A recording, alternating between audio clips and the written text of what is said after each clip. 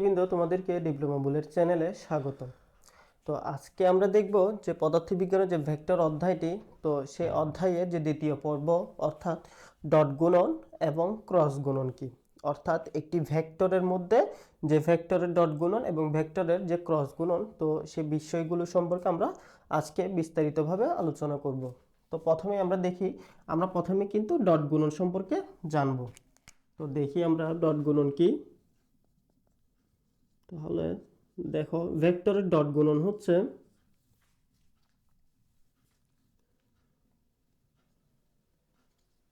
দুটি ভেক্টরের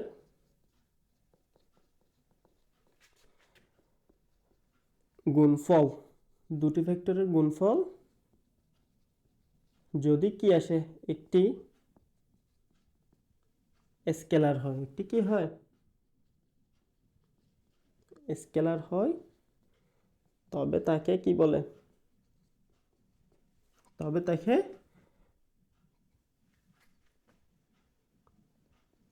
ডট গুণন, অথবা এটিকে কিন্তু স্কেলার গুণনও বলা হয়। কেন স্কেলার গুণন বলা হয়? কারণ হচ্ছে, দেখো, দুইটি ভেক্টরকে যদি আমরা কি করি, গুণ করি, তখন তাদের যে ভেক্টরগুলো, সেই ভেক্টরগুলোকে যদি আমরা গুণ করলে আমরা কি পাই? যদি একটা স্কেলার মান পাই, অর্থাৎ যদি কোনো দিক আর না পাই, তখন যদি আমরা শুধুমাত্র একটি স্কেলার ভেক্টর পাই, তো সেই স্কেলার ভেক্টর হলে তবে তাকে আমরা কি বলতে পারবো? এই যে তাদের গুণফল ছিল, সেই গুণফলকে আমরা বলতে পারবো যে ডট গুণন অথবা স্কেলার গুণন বলতে পারি। তো দেখো, দুটি ভেক্টর, ধরো এ এবং বি, এখন এদেরকে যদি আমরা কি করি, এদেরকে ডট গুণফল কেন বলা হয়? কারণ তাদের যে গুণফল সেটি হচ্ছে ডট দিয়ে চিহ্নিত করা হয়। এখন এই যে গুণফল, সে গুণফল হচ্ছে কিসের উপর নির্ভর করবে? যদি আমরা গুণ করি, আমরা কি পাই? একটি স্কেলার ভেক্টর পাই। এখন স্কেলার ভেক্টর কোনটি? স্কেলার ভেক্টর হচ্ছে যার দিক প্রয়োজন নেই। অর্থাৎ দুইটা ভেক্টরকে যদি আমি গুণ করি এবং গুণ করার পর যে রেজাল্টটা পাবো, সেই রেজাল্টটা যদি কি না থাকে, কোনো দিক না থাকে, তখন সেই গুণফলটিকে আমরা বলতে পারবো কি, যে ডট গুণন অথবা ভেক্টরের স্কেলার গুণন। আচ্ছা, এখন এই ডট গুণন অথবা এই যে স্কেলার গুণন যে মানটি আসবে, অর্থাৎ এ এবং বি ভেক্টরকে কি করলে, এ এবং বি ভেক্টরকে ডট গুণন করলে যে মানটি আসবে, সে মানটি কি হবে? তো দেখো, সে মানটি হচ্ছে এক ভেক্টর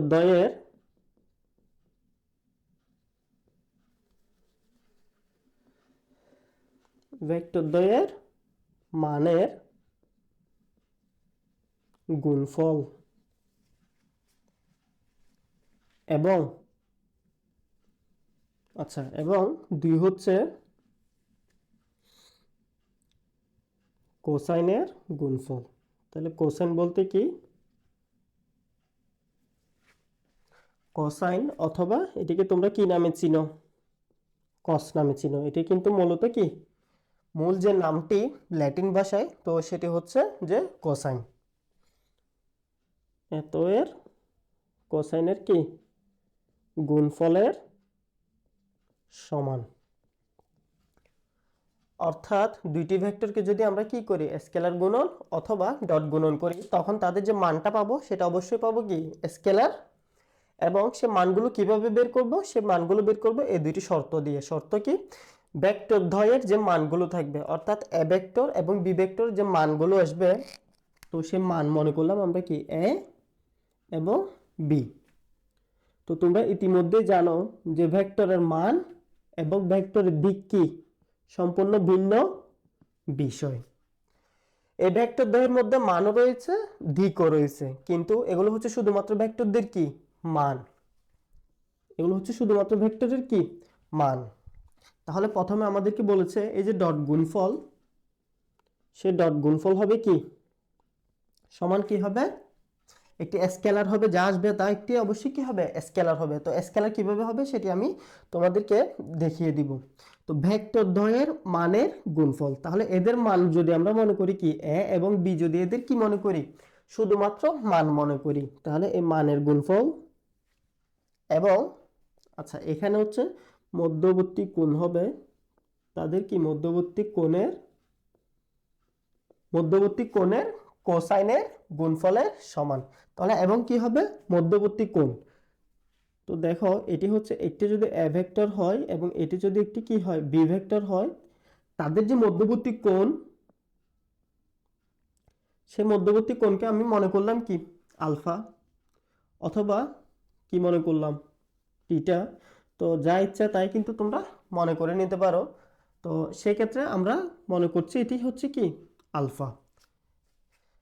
তাহলে প্রথম শর্ত হচ্ছে আমার কি, ভেক্টর দ্বয়ের মানের গুণফল। তাহলে ভেক্টর দ্বয়ের মান হচ্ছে এ এবং বি, এই মানের গুণফল এবং এবং কি মধ্যবর্তী কোণের কোসাইনের গুণফল।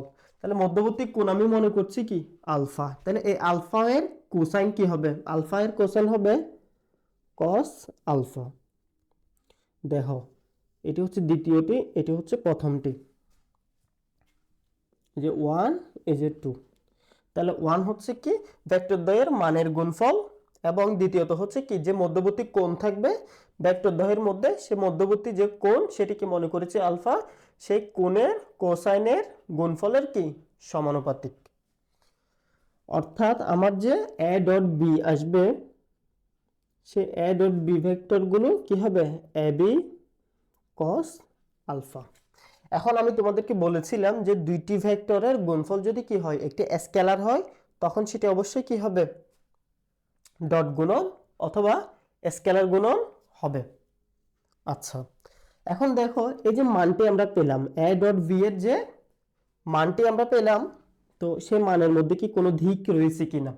দেখো এটি হচ্ছে কি শুধুমাত্র মান, এটি কি শুধুমাত্র মান, আলফা কি, আলফা হচ্ছে একটি কোণ, ঠিক আছে।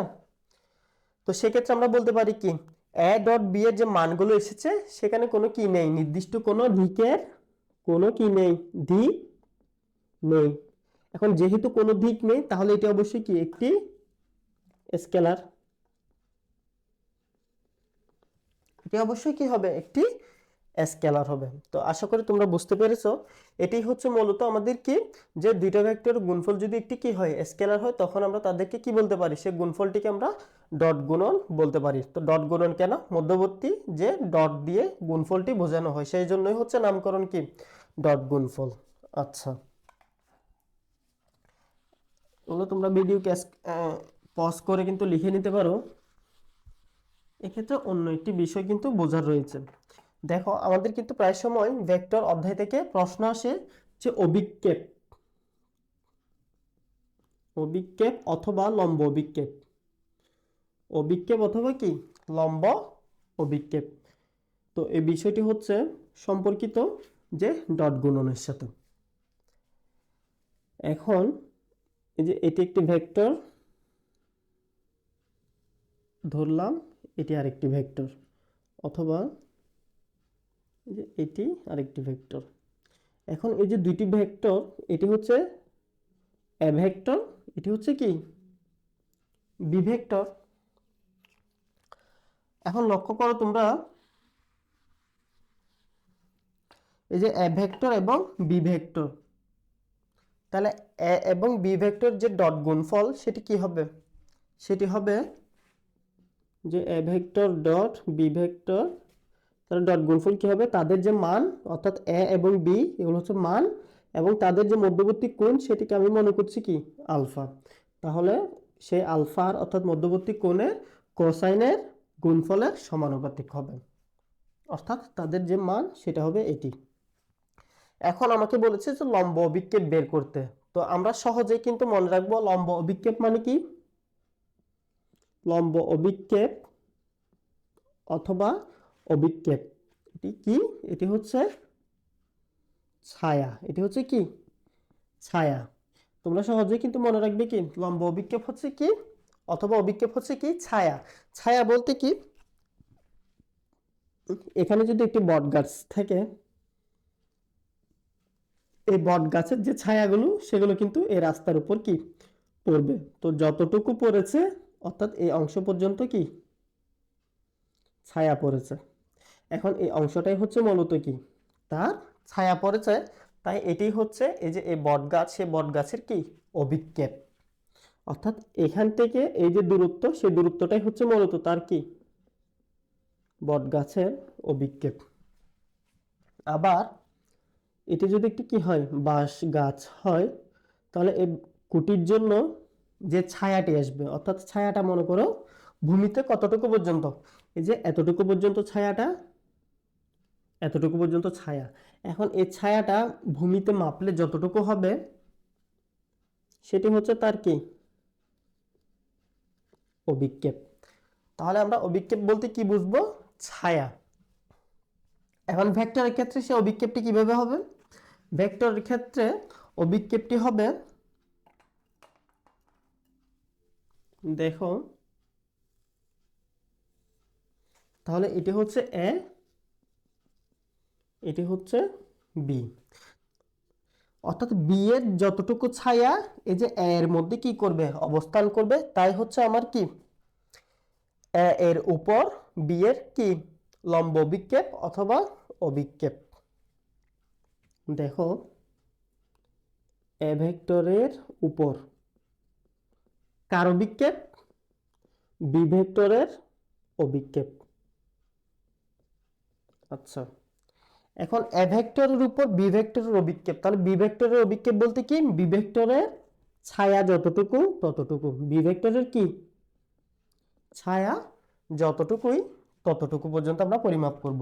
তো দেখো কারণ এই ভেক্টরটির জন্য আমরা যদি কি করতে চাই ছায়া মাপতে চাই, এটিকে এখন আমরা একটি সমকোণী ত্রিভুজ আকারে কল্পনা করব। এদিকে হচ্ছে এ ভেক্টর, এদিকে হচ্ছে আমার কি বি ভেক্টর। এখন এই বি ভেক্টর যে ছায়া অর্থাৎ এই যে মান এদিকে কতটুকু পর্যন্ত ছায়া পড়েছে সেটি আমরা কি করব, এই যে সমকোণী ত্রিভুজ থেকে আমরা মান বের করব। তোমরা শুধু এতটুকু মনে রাখবে যে অভিক্ষেপ বলতে আসলে ছায়াকে বোঝানো হয়। তাহলে এর উপর, এর উপর অর্থাৎ এর মধ্যে বা ভূমির মধ্যে বি এর অভিক্ষেপ, তাহলে বি এর যতটুকু ছায়া পড়বে সেটি হচ্ছে কি বি এর লম্ব অভিক্ষেপ। তাহলে বি এর জন্য যে ছায়াটা সেটি আমরা পরিমাপ করতে হলে এই যে বি এখানে কতটুকু পর্যন্ত ছায়া কি করেছে ফেলেছে, অর্থাৎ কতটুকু পর্যন্ত কি ছায়া ফেলেছে সেটি আমরা কি করতে হবে পরিমাপ করতে হবে। তাহলে লক্ষ্য করো এটিকে একটি কি সমকোণী ত্রিভুজ আকারে আমরা কি করলাম কল্পনা করলাম। এখন এই যে কোণটি, সে কোণটি কি ছিল আলফা, এই কোণটি ছিল আলফা, তাহলে তাদের মধ্যবর্তী কোণ আলফা। এখন আমরা cos θ এর যে সূত্র অথবা cos আলফা এর যে সূত্র, তাহলে এখানে যেহেতু কোণ আলফা, তাহলে cos আলফা সমান কি হবে লতি ভূতি, অর্থাৎ ভূমি ডিভাইডেড বাই অতিভুজ। এখন এখানে ভূমিকে, ভূমি হচ্ছে এ ভেক্টর, আর অতিভুজকে, অতিভুজ হচ্ছে বি ভেক্টর, আর এদিকে আছে কে cos আলফা। এখন বি ভেক্টরের যতটুকু ছায়া আমি বলেছিলাম কি বট গাছ অথবা বাঁশের অথবা কুটির যতটুকু ছায়া কোথায় আসবে আমার ভূমি বরাবর আসবে, অর্থাৎ বি এর যতটুকু ছায়া কি এ বরাবর আসবে, সে দৈর্ঘ্যটা আমার কি করতে হবে, সে দৈর্ঘ্যটা আমার পরিমাপ করতে হবে। তাহলে দেখো বি এর ছায়া কতটুকু আসলে আমরা এদিকে কতটুকু দৈর্ঘ্য পাই সেটি দেখো।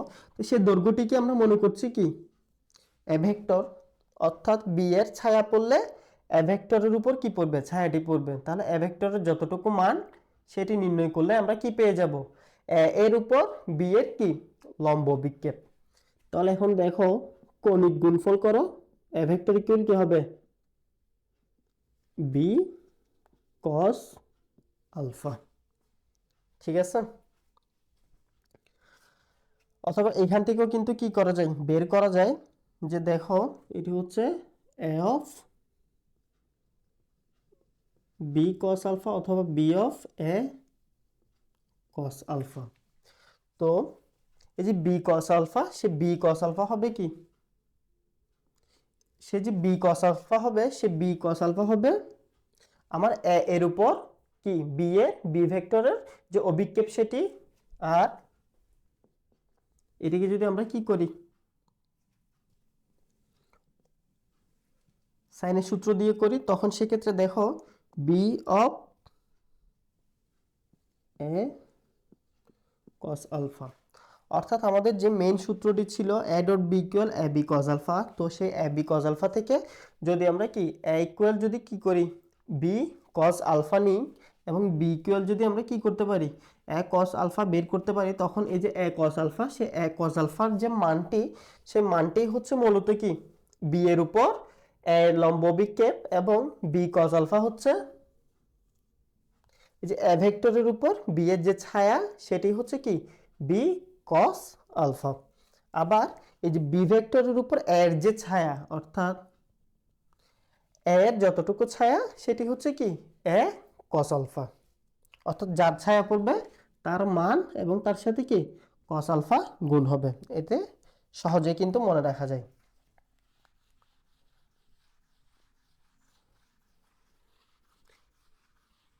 এখন আমরা দেখব যে একক ভেক্টরগুলো রয়েছে, সে একক ভেক্টরের ডট গুণফল করলে কি হয়। তো একক ভেক্টর হচ্ছে কি আই জে কে, লক্ষ্য করো, তো দুইটি একক ভেক্টর অর্থাৎ সমান একক ভেক্টরের ডট গুণফল করলে তার যে মান সেটি হচ্ছে 1, সেটি প্রত্যেকটির জন্য কিন্তু কি প্রযোজ্য।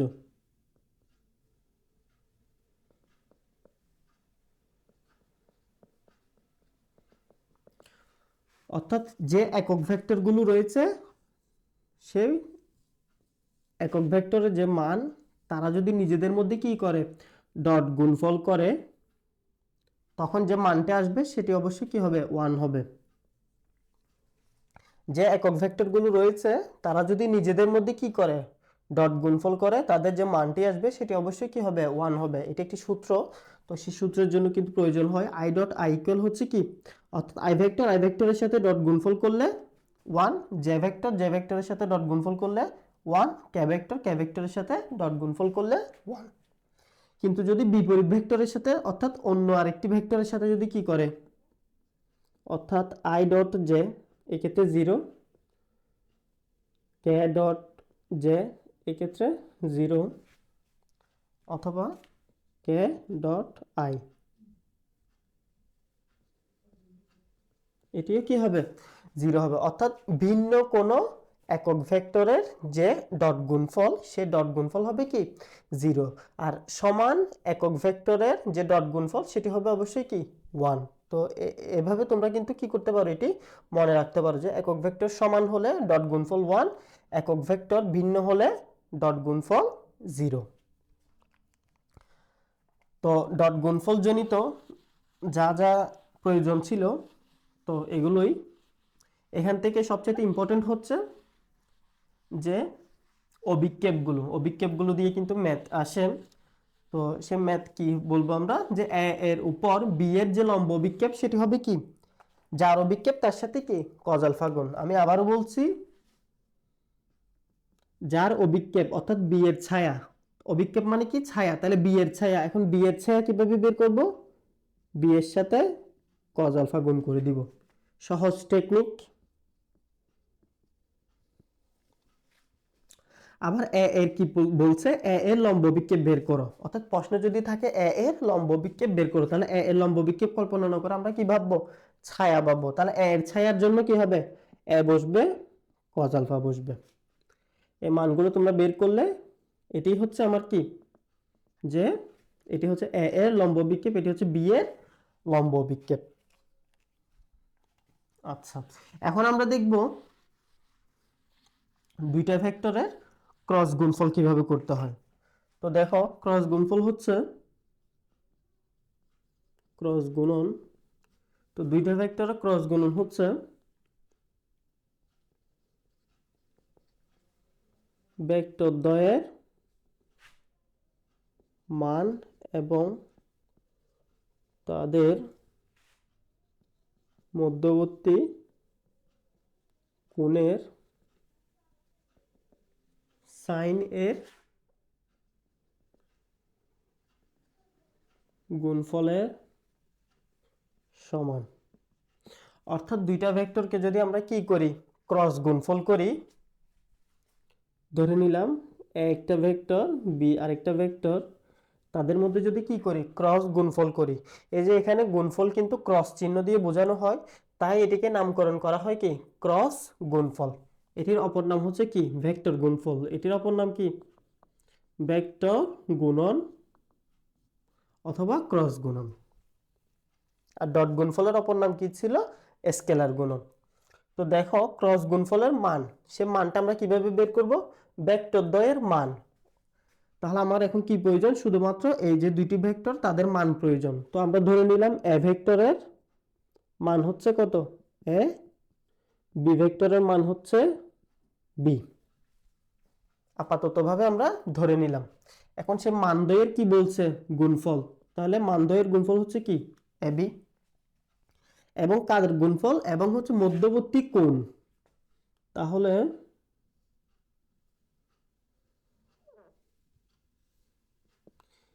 এটি যদি বি হয়, এটি যদি এ ভেক্টর হয়, তাদের যে মধ্যবর্তী কোণ, তাহলে মধ্যবর্তী কোণ কি মনে করেছিলাম, আলফা মনে করেছিলাম, সে আলফা এর সাইনের গুণফলের সমান। তাহলে সে আলফা এর সাথে কি, সাইন আলফা, অর্থাৎ সে আলফা এর কার, সাইনের। এটি হচ্ছে ল্যাটিন ভাষা সম্পূর্ণ, শব্দটি হচ্ছে SINE। তো সেই সাইনের কি, আলফা, অর্থাৎ সাইন আলফা। তাহলে আমার যে মানটি আসবে সেটি হচ্ছে কি, ভেক্টর দ্বয়ের মান, অর্থাৎ এ এবং বি, এবং তাদের যে মধ্যবর্তী কোণ, সে মধ্যবর্তী কোণের কি, সাইনের গুণফল। তো মধ্যবর্তী কোণ হচ্ছে কি, আলফা, এবং আলফা এর সাথে সাইনের গুণফল, তাহলে সাইন আলফা সেই গুণফলের কি, সমান।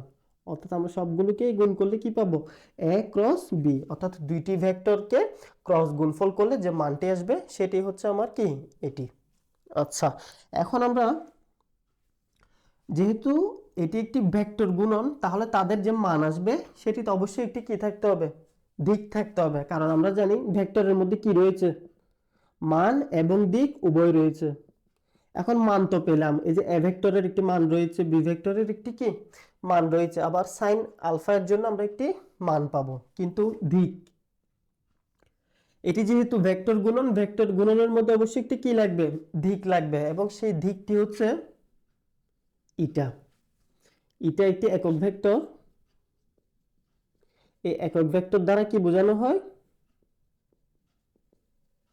দিক বোঝানো হয়। আর স্কেলার গুণনের ক্ষেত্রে কোনো কি দিকের প্রয়োজন ছিল না, সেজন্য কোনো দিকও তৈরি হয়নি। কিন্তু ভেক্টর গুণনে অবশ্যই যেহেতু একটি দিক থাকে, সেই দিক হচ্ছে কি, একক ভেক্টর দ্বারা, অর্থাৎ এটিকে ইটা বলা হয়। এটিকে কি বলা হয়, ইটা। আর উপরে ক্যাপ চিহ্ন থাকলে আমরা বুঝতে পারবো এটি একটি একক ভেক্টর, এবং এই একক ভেক্টর দিয়ে আমরা ভেক্টরের দিক বোঝানো হয়। আচ্ছা, এখন এই প্রশ্ন হচ্ছে, এই যে দিক বোঝানো হয় সেই দিক কি হবে, অর্থাৎ এখানে তো এ ভেক্টর এবং বি ভেক্টর এঁকে ফেললাম, মধ্যবর্তী কোণ আলফা, তাহলে দিক কোন দিকে হবে, অর্থাৎ এ এবং বি কে যদি আমরা ক্রস গুণফল করি, তাদের কি একটি দিক আসবে বলছে, সে দিকটি কোন দিকে হবে এখন আমরা দেখব। তো এগুলো তোমরা ভিডিওকে পজ করে কিন্তু লিখে ফেলতে পারো।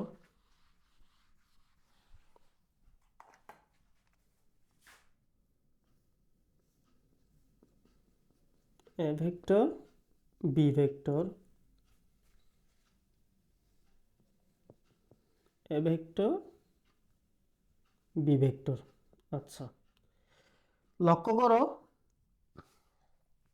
আমরা যদি কি করি, এ ভেক্টরের সাথে বি ভেক্টরকে ক্রস গুণন করি, তাহলে তখন আমার যে দিকের মান আসবে, সে দিক হবে কি জানো, সে দিক হবে, শর্ত রয়েছে, শর্ত হচ্ছে ডানহাতি একটি স্ক্রু নিতে হবে। ডানহাতি স্ক্রু নিয়ে সেটি ঘোরাতে হবে।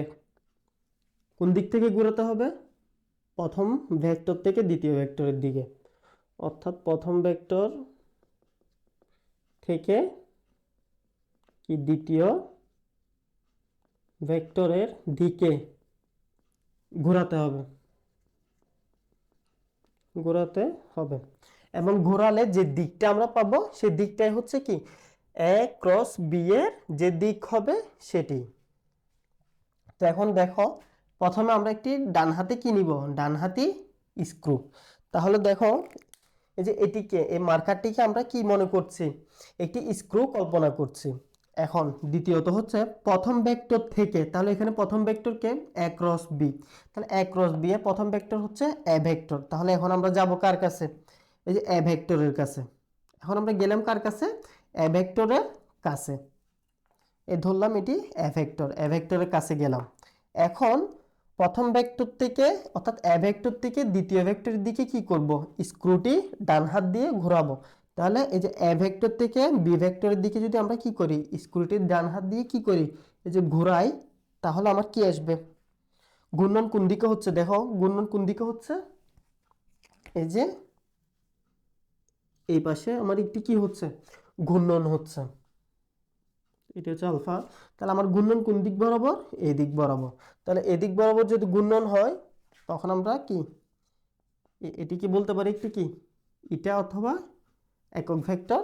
তো যেটি হচ্ছে কি এ ক্রস বি এর কি দিক, অর্থাৎ দিক কোন দিকে হবে, এ ভেক্টর থেকে অর্থাৎ প্রথম ভেক্টর থেকে দ্বিতীয় ভেক্টরের দিকে আমরা কি একটি স্ক্রুকে যদি ঘুরাই তখন যে দিকটা আমরা পাবো সেই দিকটাই হচ্ছে কি এ ক্রস বি এর দিক। আশা করি তোমরা বুঝতে পেরেছো।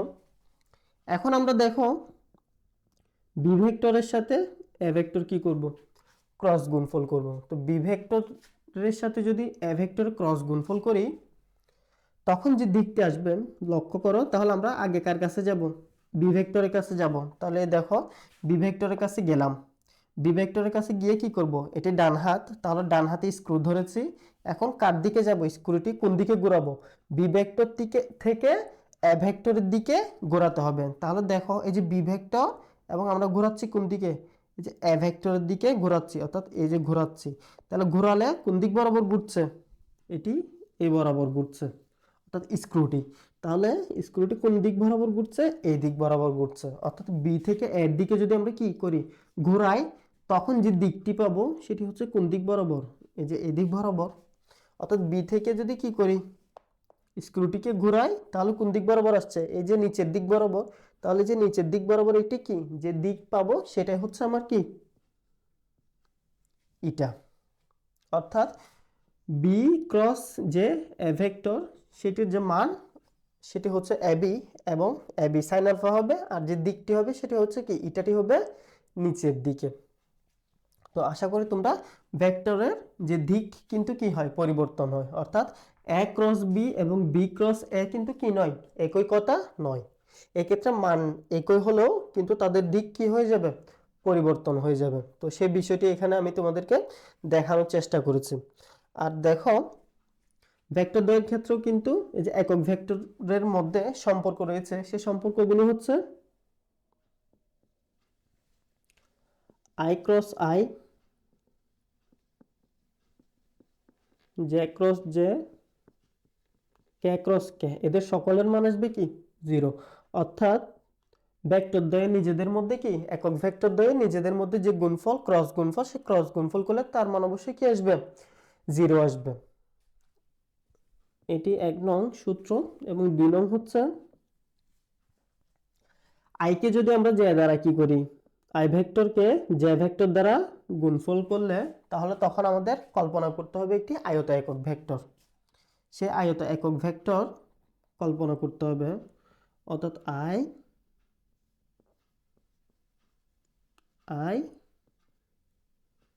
জে কে, এটি কল্পনা করে তোমরা এইভাবে মানগুলো বের করবে। কিভাবে দেখো, আই ক্রস জে, তাহলে আই ক্রস জে অর্থাৎ আই থেকে জে এর দিকে। এখন আই ক্রস জে ইকুয়াল কি হবে, প্লাস কে হবে। আই ক্রস জে ইকুয়াল কি হবে, প্লাস কে হবে, অর্থাৎ এই যে এই দিক বরাবর। তাহলে আই ক্রস জে ইকুয়াল কি হবে, প্লাস কে হবে। কিন্তু জে ক্রস আই যদি হয়ে যায়, অর্থাৎ ক্লকওয়াইজ যদি হয়, ঘড়ি যেদিকে ঘুরে সেই দিকে যদি হয়, তাহলে এই যে মানটি আসবে কে, সেটির মান কি আসবে, ঋণাত্মক আসবে। তো সহজেই তোমরা বোঝার জন্য কি করবে, আই থেকে জে এর দিকে যাবে, তো সেই জে এর দিকে গেলে ঘূর্ণন যদি কি হয় অ্যান্টি ক্লকওয়াইজ হয়, কি অ্যান্টি ক্লকওয়াইজ অর্থাৎ ঘড়ির বিপরীত দিকে যায়। আমি আবারও বলছি, দেখো এখানে কি বলা হয়েছে, আই ক্রস জে, তাহলে আই থেকে জেড দিকে যদি ঘোরাই তাহলে দেখো এটি কি ঘড়ির দিক হচ্ছে কোন দিক, এই দিক, কিন্তু এটা হচ্ছে ঘড়ির কি দিক, বিপরীত দিক। এখন ঘড়ির বিপরীত দিকে যদি যায় তাহলে অপর যে মানটি সে মান আসবে। কিন্তু যদি জে ক্রস এ করি, ধরে নিলাম এখানে কি J cross I, J cross I ভেক্টরের যদি আমরা কি করি ক্রস গুণফল করি, তখন জে থেকে আই এর দিকে যদি আমরা দিক নিই, সে দিকটি কোন দিকে হচ্ছে, ঘড়ির কাটার দিকে। দেখো ঘড়ির কাঁটা 12টা 1টা 2টা 3টা, অর্থাৎ ঘড়ির কাঁটার দিকে হচ্ছে। যদি ঘূর্ণনটি ঘড়ির কাঁটার দিকে হয় তাহলে আমরা কি বলতে পারি, এটি অপর যে মান সেটির কি ঋণাত্মক মানই হবে তার আনসার। আশা করি তোমরা বুঝতে পেরেছো। তো এভাবে জে ক্রস কে, তাহলে জে ক্রস কে করলে কি হবে, মান আসবে আই। অর্থাৎ দুইজন একক ভেক্টরকে, দুইটি ভিন্ন একক ভেক্টরকে কি করলে ক্রস গুণফল করলে তৃতীয় যে একটি একক ভেক্টর রয়েছে সেটি হবে আমার আনসার।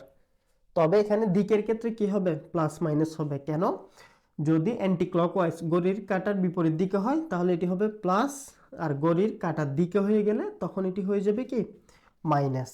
তো দেখো জে ক্রস কে, তাহলে জে থেকে যদি কে এর দিকে ঘুরাই তাহলে এটি হচ্ছে ঘড়ির কাঁটার বিপরীত দিকে, অর্থাৎ এটি 6টা 7 8 9 এভাবে 12টা, তাহলে 12 থেকে কোথায় চলে আসতেছি, 5টায় বিপরীতভাবে চলে আসতেছি। তাহলে এটি হচ্ছে কি অ্যান্টি ক্লকওয়াইজ। এই অ্যান্টি ক্লকওয়াইজ হলে অবশ্যই এটি মান হবে কি অপর যে একক ভেক্টর সে একক ভেক্টরের মান এবং চিহ্ন হচ্ছে পজিটিভ। কিন্তু এটি যদি ঘড়ির কাঁটার দিকে হতো, অর্থাৎ জে ক্রস কে ক্রস কি হতো, জে হতো, কি হতো কে ক্রস জে। তাহলে কে ক্রস জে হলে কি হচ্ছে, লক্ষ্য করো কে ক্রস জে, তাহলে এই যে কি 5 6 7টা 8 9 10 11 12, তাহলে ঘড়ির কাঁটার দিকে যাচ্ছি। এই ঘড়ির কাঁটার দিকে গেলে তখন আমার কি হবে, এই যে এই মানটি হয়ে যাবে ঋণাত্মক। অর্থাৎ অ্যান্টি ক্লকওয়াইজ হলে যে দুইটি ভিন্ন একক ভেক্টরের যে ক্রস গুণফল, সেই ক্রস গুণফলটি হবে তৃতীয় যে একক ভেক্টরটি থাকবে তার মান, এবং এটি হচ্ছে কি অ্যান্টি ক্লকওয়াইজ হলে হবে পজিটিভ, আর ক্লকওয়াইজ হয়ে গেলে তখন হয়ে যাবে এই চিহ্নটি কি নেগেটিভ।